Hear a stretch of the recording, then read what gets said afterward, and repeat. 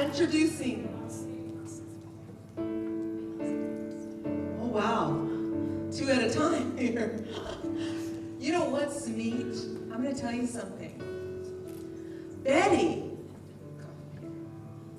I want to talk about Betty. I want to talk about Betty. My dear Betty. I got to be... Oh, it's not Betty. Tomorrow. Oh, they've switched everything around. That's right.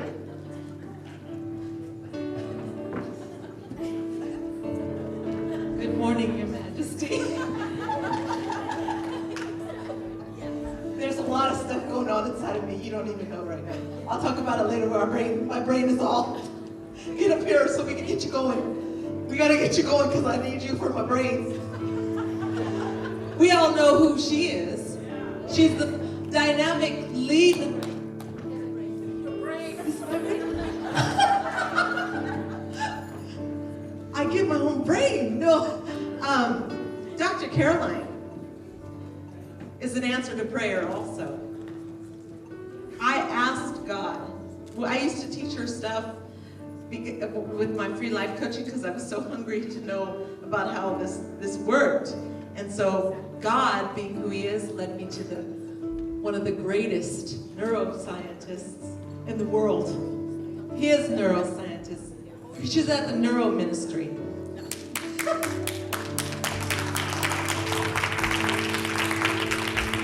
She gave me my brain back.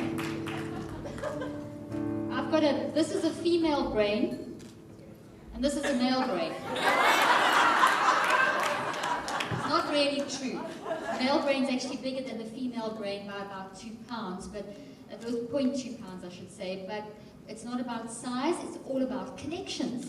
So it's how you use your brain. Male brains are bigger simply because males are generally bigger than females. But don't worry, girls, we're equally as intelligent. And we're all equal. God has made us intimately separate. We need each other. It's actually quite amazing. There's things in the male brain that the female brain doesn't have, and there's things in the female brain that the male brain doesn't have. So I think God had a great sense of humor. He created us totally and utterly dependent on each other. Well, I first want to just honor Roma as well. I just salute you. I think you touched every woman's heart in this room to have gone through what you've gone through. I couldn't imagine the pain, and I couldn't imagine how you're coping and standing up here. I totally and utterly salute you, as I think every woman in this room does. So thank you. And I think it's awesome that you're continuing the legacy and carrying that through. So it's really good what you're doing. You've turned... The whole talk that I spoke about yesterday, I spoke a lot about optimism and how our brains are wired for optimism. And one of the things, now I can see why God told me to really bring this into this meeting. I think it was to help you as well, because our brains are wired for optimism. So even the worst circumstances, and I think what you've gone through is pretty much one of the worst things that we can go through as women, losing someone losing our husband.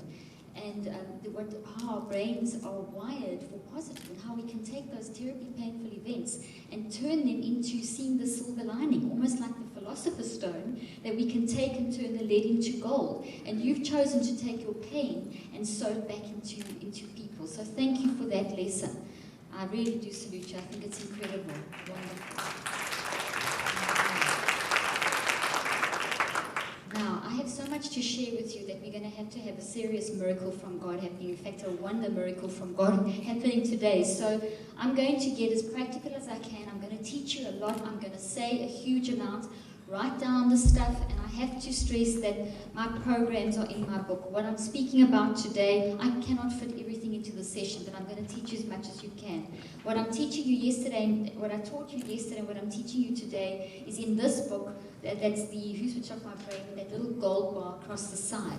To make it easier for everyone, we've also put it into workbook format. And then I also have my video blogs, because there's a lot of information, but that I'm going to give you a touch of everything. If you can't get everything down, don't panic. It is there, my materials. Okay, so we do have stamps from our past inside our brain. What happened in your childhood is impacting in your future, in your adulthood. What happened 4 generations ago, as I said, is impacting your current status as you are at the moment. But every moment of every day, I've got stuck to my jacket here. Every moment of every day, you are thinking and rewiring your brain for the future. So So although you have the stamp of the past, you are rewiring for the future. And that rewiring is determined by only one person, and that is you. What you do with the information you receive on this conference, what you do by the example of people like Roma, what you do with the example of people, and I have to stress this, the way that you smile all the time, Annette, is just incredible. She enjoys life. It's like that story of the dog. Have you heard the story of the dog? You're not a dog. This is a compliment. It came out so wrong. There's the story of the dog who, and he wakes up in the morning and says, breakfast, my most favorite thing. Have you heard the story?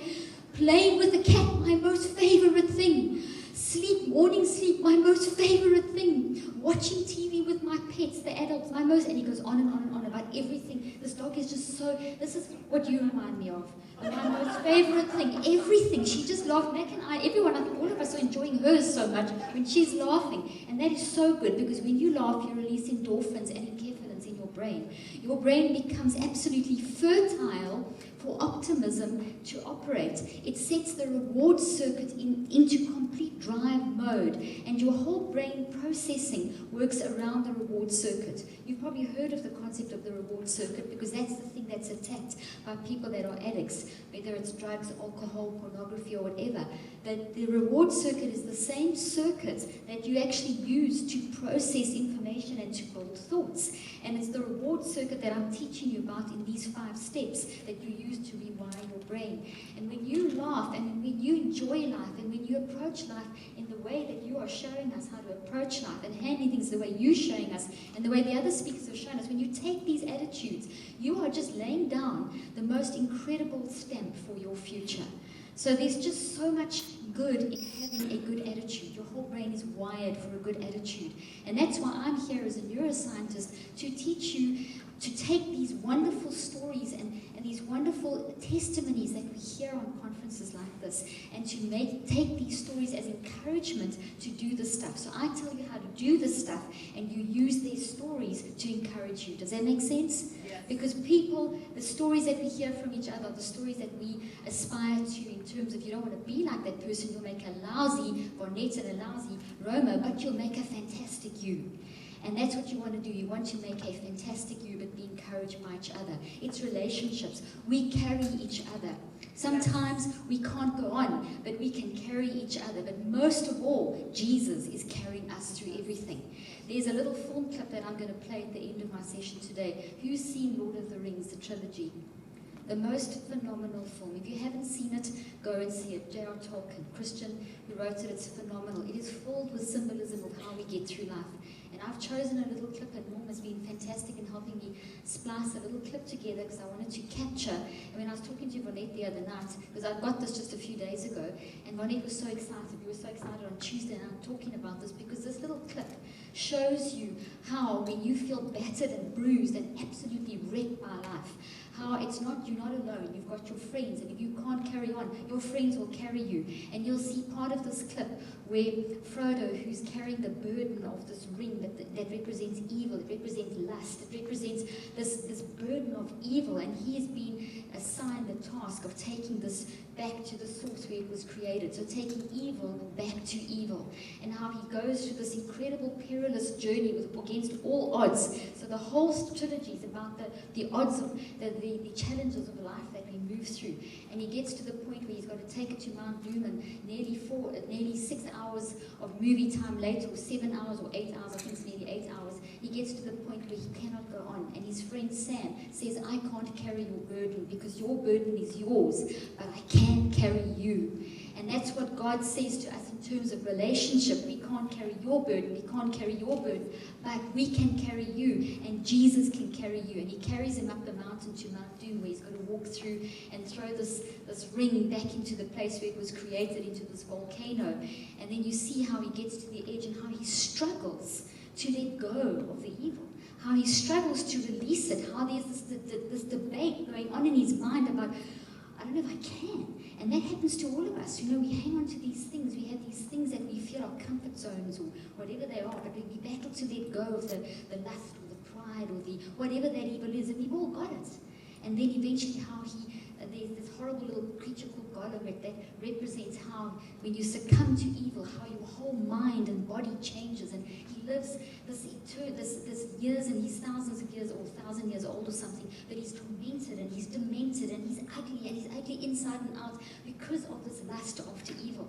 So it represents when we succumb to evil, how it changes us. And he comes running up to Frodo as Frodo's about to throw throwing this ring into the fire, and he jumps on his back, and they have this struggle. And it reminds me a bit of Jacob's struggle, how Jacob battled and how he struggled, and then eventually said, I'm not going to let go, Lord, till you bless me. And eventually he struggles, and it was like this leap that made Frodo realize he's got to let go, and they fall over this cliff, and Gollum grabs the ring and he sinks in, and you see him sinking into evil back into evil, consumed by the fires and gone. And how Frodo's hanging on with one hand, all bloodied and bleeding because his finger got bitten off in this struggle, and he's hanging on. And Sam comes running up. Sam had been knocked out by this little creature the little creature ran to grab the ring away because the little creature wanted the ring from Frodo. And he wakes up and he comes running over and he shouts, Frodo, Mr. Frodo, don't let go. And Mr. Frodo is hanging over this volcano, and his hands are bleeding, and he's exhausted from the struggle, and he's had enough of life, and he looks down, and the temptation to just let go is there. And Sam, his friend, his encourager, Jesus, your friend, your encourager, your friends, the people that you trust, shout, Mr. Frodo, don't let go. Roma, don't let go. Annette, don't let go. Each and every one of you, don't let go. Hang on. And he says, reach, and he reaches over to me, pulls him up. And then the clip ends as he's holding his hand and his friend pulls him up. Now, why have I gone into that whole story? Because then you're going to see it at the end of what I teach you today. Because each and every one of us feels battered by life. Life happens. You can't control the events or circumstances. But ladies, you can control your reaction. I come from an environment of science where we were told that you can't control your reaction, that you're victims of biology, that you are what you are because of your gene code. But I also came as a Christian, and I know that the Bible says you can renew your mind and Jesus is your hope and all those things. So I try to reconcile the two and create science in line with scripture so that you can utilize it and have practical tools that are going to make you do the things in life that are going to make you succeed. Because you are there not only to make a difference in your own life, but you're there to carry someone else. We have got the Jesus model, we're there for each other. And that's why people have conferences like this. This is why we get together, to carry each other and to encourage each other. So in studying the brain, I wanted to understand how we can make this change in our brain. How can we not become victims anymore? And that was one of the things that I studied was these 5 steps, which represent about 1 million, and I'm not joking, neurophysiological processes that are involved in building towards creating the thoughts in your brain that happen instantaneously. I mentioned some numbers yesterday, how you process 20 million environmental pieces of information per second, and your brain is processing at 400 billion actions per second. So environmental stimuli and actions, that's on an unconscious level. Conscious level, you're processing around 2,000 bits of information per second, but you're receiving and dealing with 40 different environmental stimuli. And these are numbers that are mind-blowing. Every 2 seconds, your brain shifts through your unique thinking style to process information. So it takes all these numbers and all these things that are happening fast and makes sense out of it. So in any one hour, any one day, you are thinking through your cycle of thought up to 60,000 times, which is billions and billions. This is phenomenal stuff, and you have control over that process. God has designed every part of your brain to actually respond to the positive. So what he does is he designed your brain to be perfect. He designed your brain to operate exactly how it's supposed to operate. And then he gives us free will, as I mentioned yesterday. And by the choices we make, we kick our brain into high gear or into bad gear. Okay, so into high mode or into toxic mode. So this is what these represent, as we saw yesterday. Wow. So yesterday I introduced you to the first step, that it's the first of those millions of things that happen. I took lots of different neurophysiological processes and grouped them into 5 clusters. And the first cluster is the gather. Now I'm going to spend a little bit of time, around 10 minutes, just telling you a little more about the gather. Yesterday you started experiencing gather. Gather trained you to become aware of the input coming in through your 5 senses and of the thoughts that are existent in your own mind. Now I'm going to go through different brain structures, and my purpose is to show you what's happening as you are gathering. And it's not more important than the other steps. All 5 of these steps are vitally important, but what happens is they roll into each other. So by the time gather activates all these different structures, by the time you enter step 2, 3, 4, and 5, you have all these structures primed and working together. So in fact, what is happening, there are 5 steps, and those 5 steps are happening on an unconscious level at the speed of 400 billion actions per second. But consciously, you focus on one thing at a time. So you're working on 2 levels all the time, your subconscious level and your conscious level. What I'm doing with these 5 steps is I'm bringing a subconscious process into consciousness for you to manipulate in a positive sense in order to control the thoughts that you wire into your brain, in order to make sure that you reach and that you don't give up and that you run the race like Paul says, and that you don't play that 9 innings games. I love that story that Joseph told yesterday about the little boy who kept throwing, and how Joseph said, just keep going till you win. You're not playing a 9 innings game, you're playing to win. And the devil tells you you're not. Okay, so these 5 steps are a lifestyle. I will tell you now, I use them every day of my life. I've even brought my journal along with me. This is one of many that I have filled up, that I carry around. I used to carry a huge one around, then I ran out of space, so it was just too big in my purse. So now I carry this around, and I have my notes. This is a new one that I'm busy filling up. And I have notes of stuff that I was making this morning. I mean, I create, this is called a metacog. It's a big messy looking thing, but it is the way that I take notes. And this is a brain technique that I also teach in my books and things. I'm going to mention a bit about that today. But I journal as I learn. I constantly stimulate my brain, because these 5 steps, ladies, not only will it help you reach and hang on, these will prevent things like Alzheimer's, senile dementia, Parkinson's, depression, OCD, anxiety disorders. When your brain is working like it should, you get control of those things. Alzheimer's is a thought disorder. You can't control the events or circumstances of your life, but you can control your reactions. Your reactions are thoughts, are real, live and living thoughts that you think through and you choose and you wire in your brain. Ladies, lots of this stuff in your brain. I was used to this, that tree was outside yesterday. Lots of these in your brain cause inflammation. Lots of these which are the result of thinking, choosing badly, making bad choices which builds in the toxicity, causes inflammation in your brain. This throws your body into stage 2 and 3 of stress. Stage 1 of stress is good. Stage 1 of stress is eustress. Stage 1 of stress helps you to focus and build. But stage 2 of stress is bad. I don't know if you realize that stage 1 is good. You want to be in and out of stage 1 of stress all day long to keep you focused and alert. But when you are making toxic choices, you shift into stage 2 and stage 3. Doctors call stage 3 the death cycle. That's where we see the cancers and the really bad types of diabetes and the immune system disorders and the autoimmune disorders and the heart problems and all these kind of things. And none of us really know what we're doing with our thoughts, because all of us, the only person who really knows what your thoughts is God. Okay, God says he knows every thought in your head, and his thoughts are above our thoughts. And Einstein is one of my heroes, said, I want to know God's thoughts, the rest are details. So yes, we should be doing what Roma said. We should be studying the Word. We should be filling up our brain with the Word of God, because when you do, you're building these in your brain. And these are the things that keep you reaching and hanging on. Not the worldly nonsense. This is the stuff that keeps you going and reaching for that goal and building that self. And that is what Tolkien was trying to show with that film. Build God in your life, build the right things in your life, get through that struggle, and you'll make the right choices. So there's a lot of spiritual and philosophy stuff that I'm throwing in here, but it undergirds the brain science, the hardcore brain